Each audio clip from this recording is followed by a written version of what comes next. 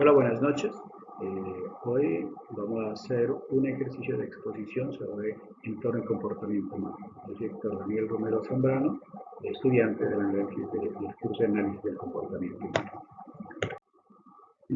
Vamos a hablar sobre entorno y comportamiento humano, que es el tema de esta exposición.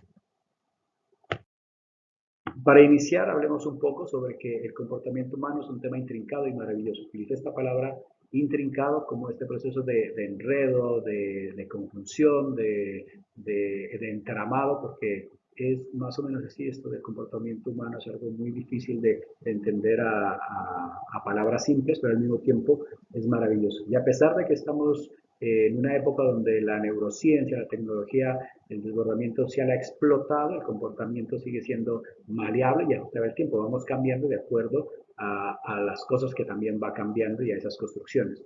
También vamos a hablar un poco sobre qué nos afecta y vamos a resolver algunas incógnitas planteadas desde el curso.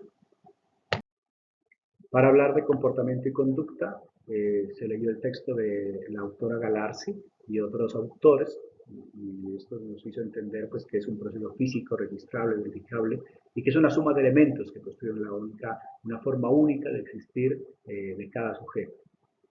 También encontramos otros autores como Miller, Kerman y Wally, y fue muy interesante entender cómo la evolución cerebral marca ese tipo de conductas.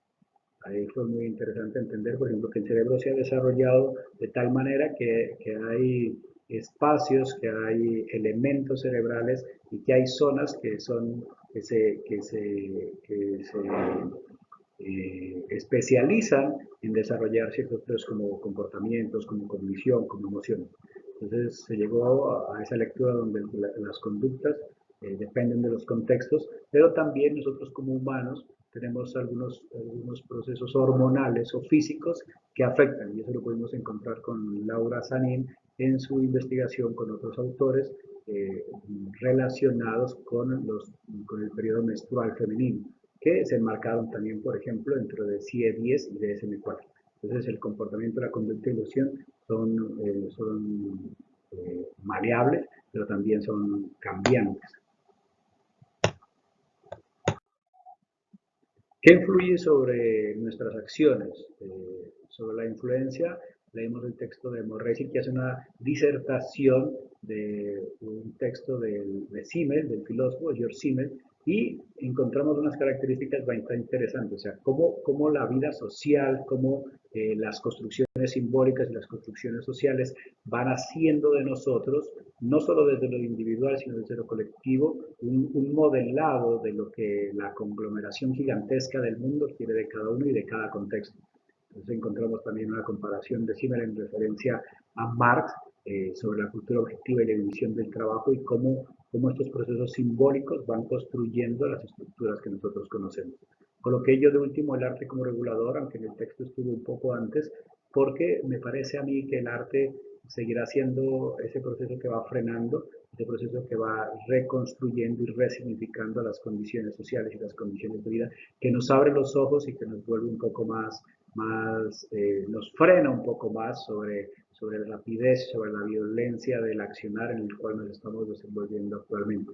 Entonces, seguimos patrones designados, es verdad, y cuando hay una improvisación, por lo general, está o nace más desde lo en el territorio encontré 5 ejemplos de comportamiento. El primer comportamiento es el agresivo, pasivo, chisme, sarcasmo, agresivo, pasivo. El segundo comportamiento que encontré en esta zona es el agresivo, violento, golpes, amenazas, gritos. Un comportamiento muy tímido, sobre todo de nuestros padres de familia o de los abuelos de esta población campesina indígena, que les cuesta hablar, les cuesta opinar. Un comportamiento de miedo sobre todo del mundo mágico, de duendes, de cementerios, que es contradictorio, por ejemplo, a la toma de alcohol y a la velocidad, donde no hay ningún tipo de miedo ni reparo en andar, por ejemplo, a altas velocidades en un sector donde no hay una buena carretera. Y también un comportamiento interesante de esta zona es la excesiva negligencia. Los padres de familia prácticamente abandonan a sus niños, los descuidan, por lo tal en este sector hay mucha desnutrición, mucha enfermedad.